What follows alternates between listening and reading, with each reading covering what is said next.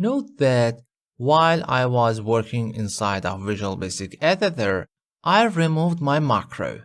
So if I go back inside of Word and my macros and click on this button, it will give the error cannot find the macro or it is disabled. No, it's not disabled. Actually, we removed that.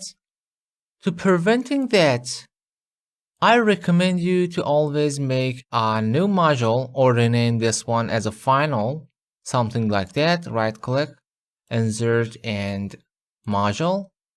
And for renaming this, you have no access rename property here. Actually, you have to bring the properties window and rename that something like final. All right. And you could copy your text here and move it here, and then assign the button and shortcut. Or also you could export it. Right click on your module, export file, and assign a name with BAS format, basic file, and you could save it.